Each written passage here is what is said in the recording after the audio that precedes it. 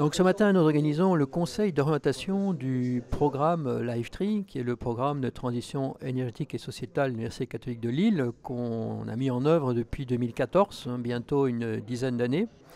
Donc ce conseil d'orientation réunit une trentaine de membres, dont un certain nombre d'entreprises, les collectivités, la région, le quartier, des étudiants, qui viennent donner leur avis sur un certain nombre de réalisations dans le cadre de LifeTree depuis 2 ans, qui viennent aussi nous challenger, nous donner des commentaires, des recommandations, mettre en exergue des sujets qu'on aurait peut-être oubliés, des liens qu'on aurait oubliés.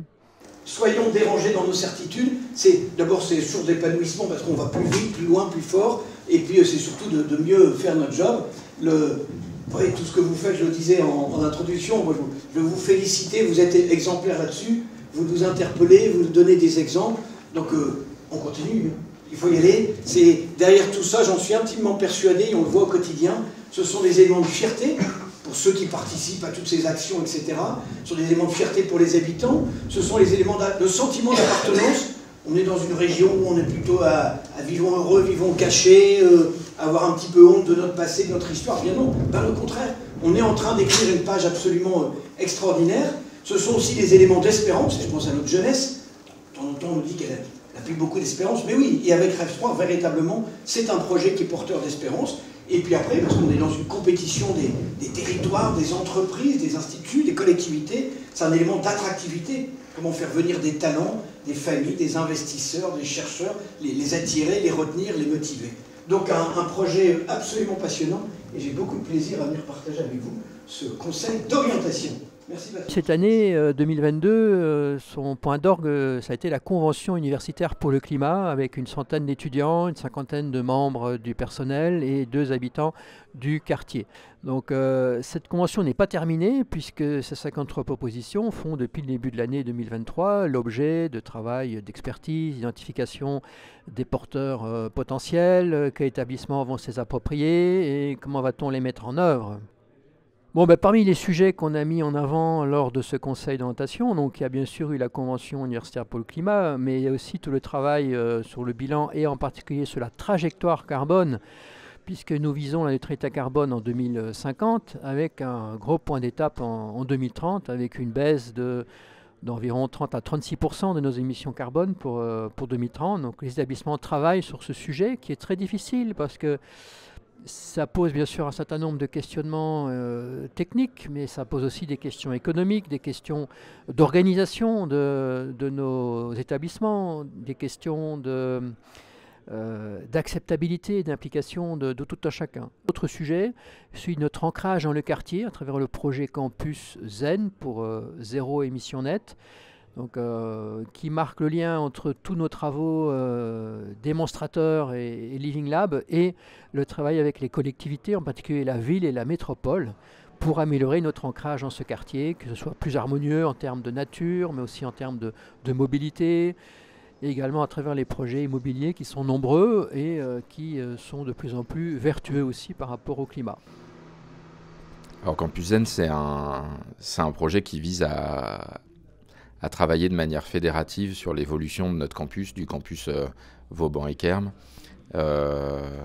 pour tirer parti de l'opportunité, d'une part du développement de beaucoup des établissements présents sur le campus, du développement des services fédératifs, et tirer parti aussi de l'opportunité des transformations sur le quartier, avec notamment l'arrivée prochaine de nouveaux transports en commun et notamment d'un tramway, et puis les réflexions engagées par la ville et la métropole sur l'évolution de ce grand secteur du nord de Lille qui va de l'Université catholique à la Citadelle en passant par le port de Lille.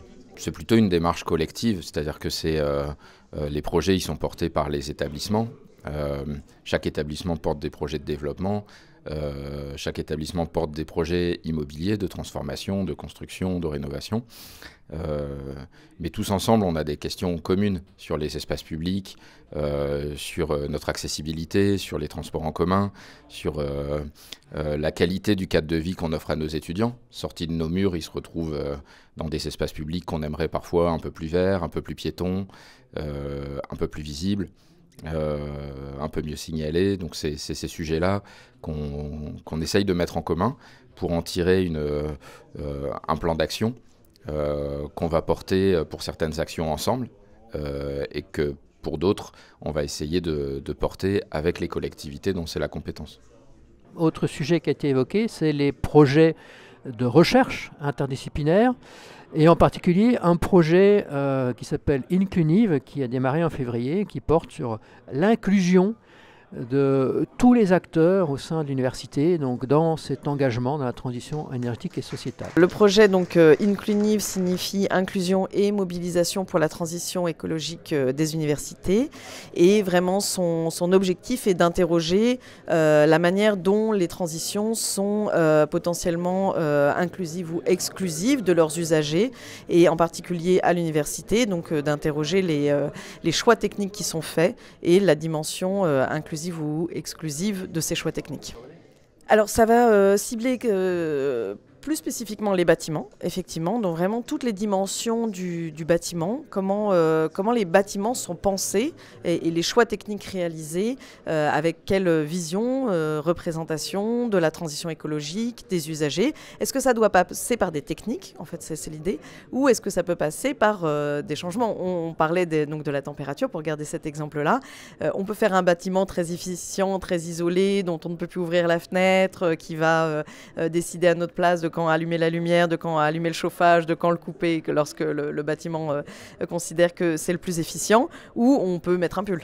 Il y a peut-être un juste milieu, voilà, à trouver entre une transition très technophile et technicienne et peut-être une transition qui va reposer sur un changement de nos représentations de qu'est-ce que le confort.